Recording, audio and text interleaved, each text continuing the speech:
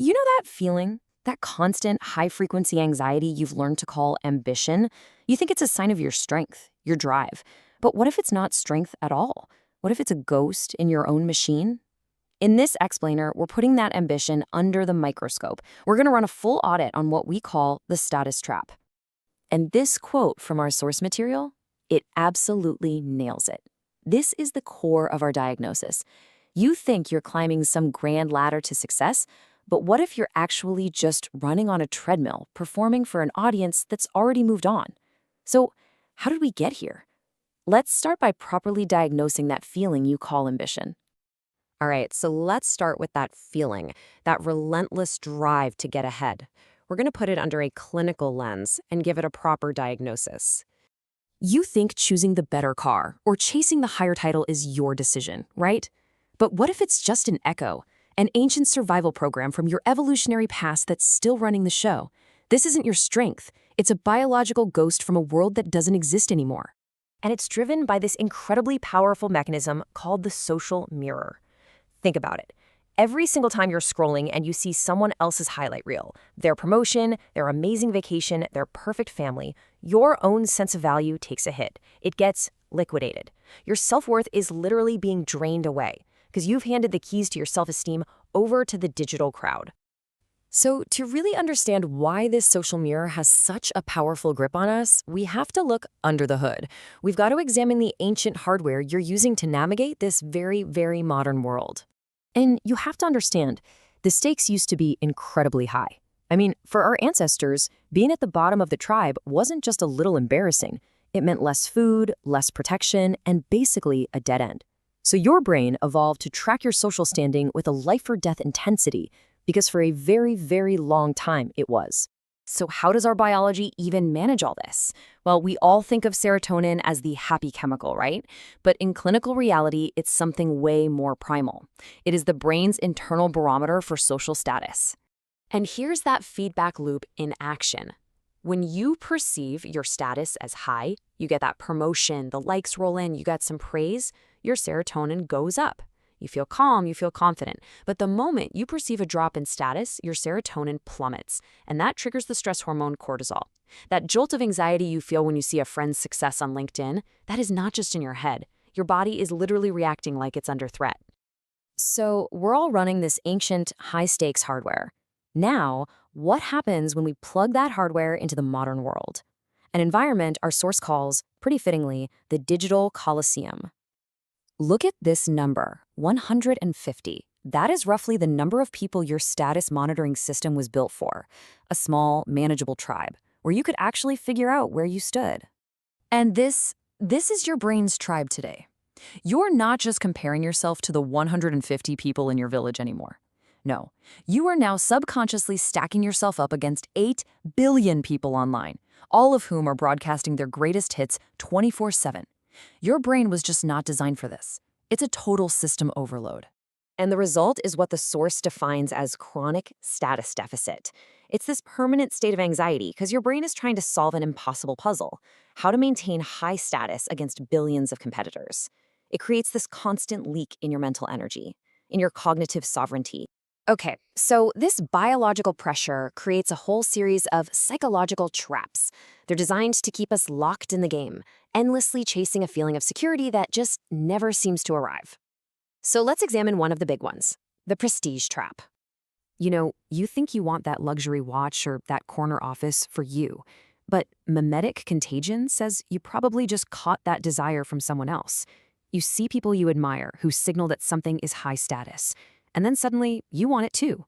You don't actually want the thing itself, you want the status it represents. Your desires, in a very real sense, might not even be your own. And this leads to a really powerful idea: status debt.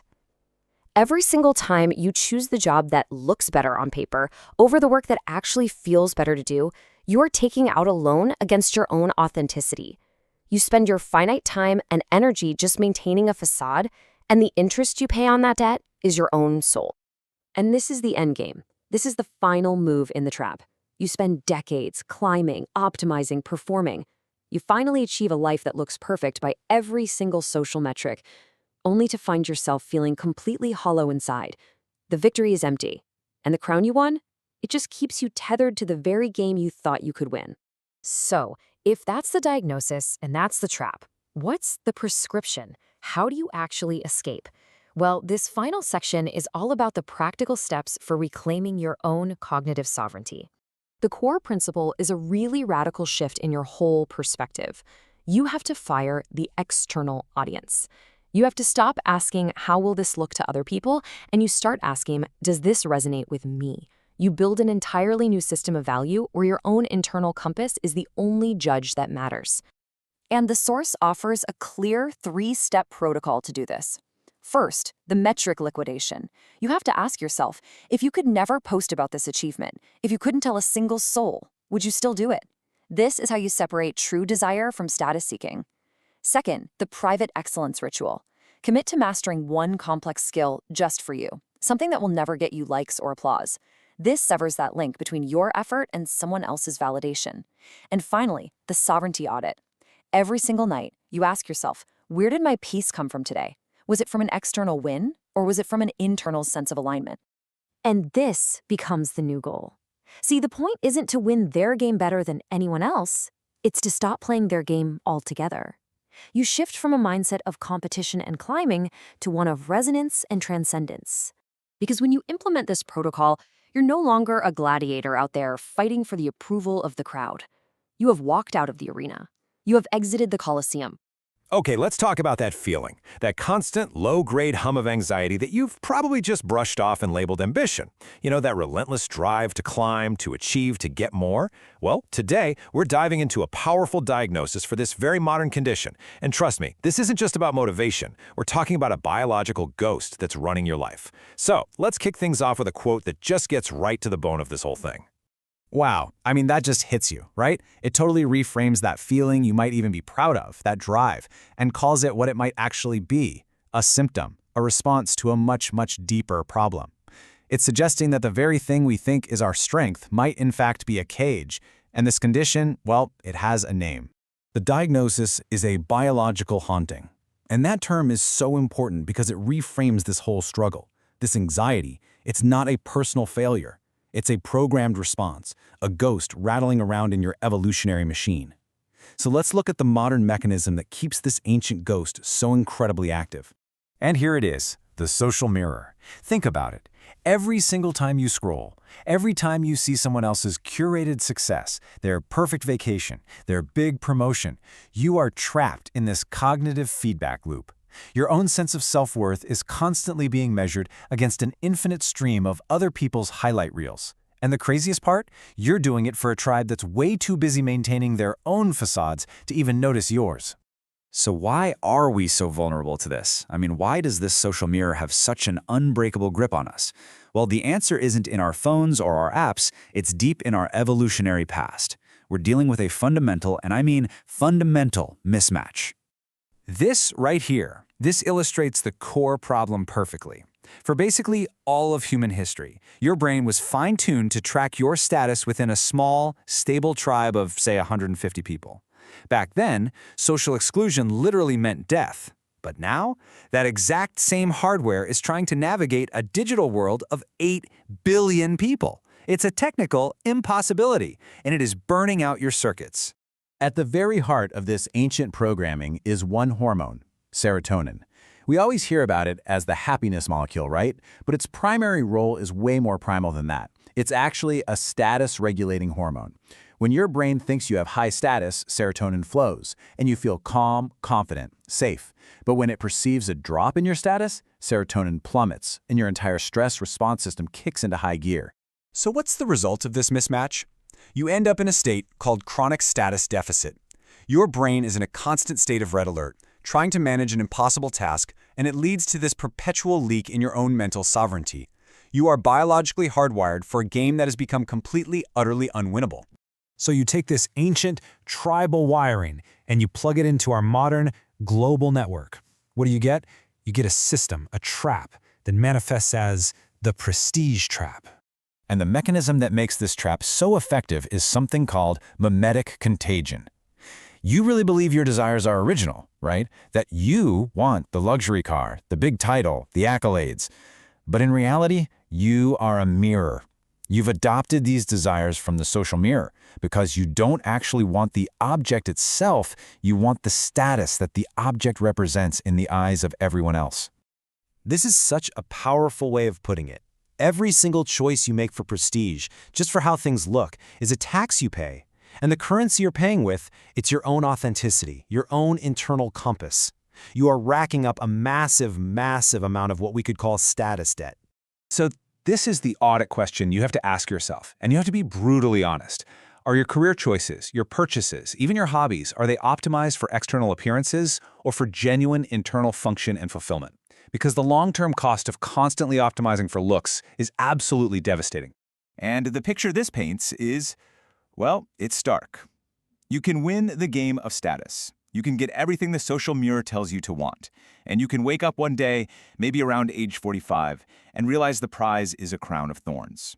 It's a prize that keeps you chained to the very people you're trying to impress.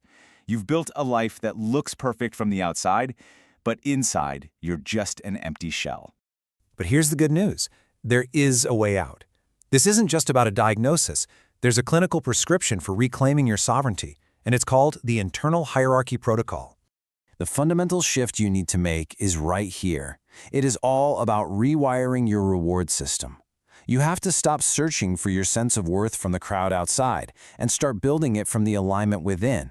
It's about creating a hierarchy where you are the only judge and you are the only jury. And the protocol itself is this clear, almost clinical process. It's broken down into 3 totally actionable steps.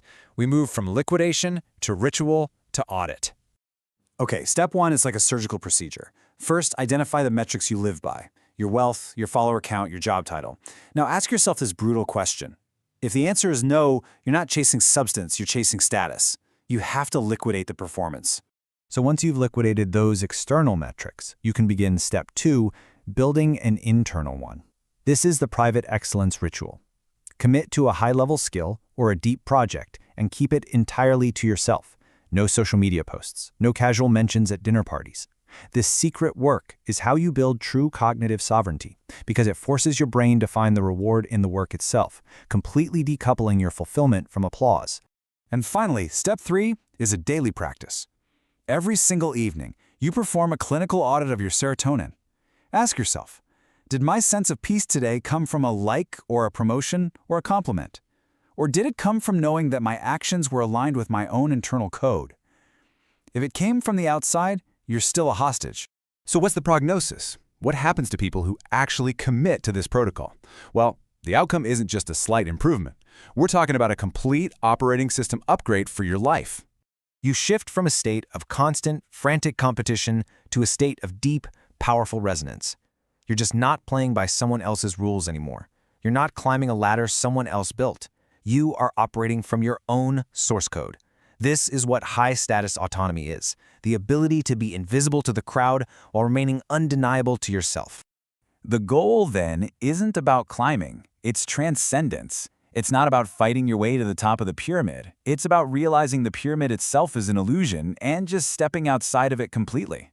And this is the ultimate prize. True sovereignty is never found by winning the approval of the crowd in the Colosseum.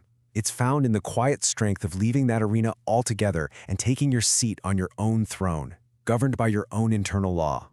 So to make this real for you, let's end with an actionable question. Take a hard look at the metrics that run your life: your follower count, your job title, your bank account. What is the one metric you can decide right now to stop measuring yourself by? Because the very first step out of the trap begins with that single choice.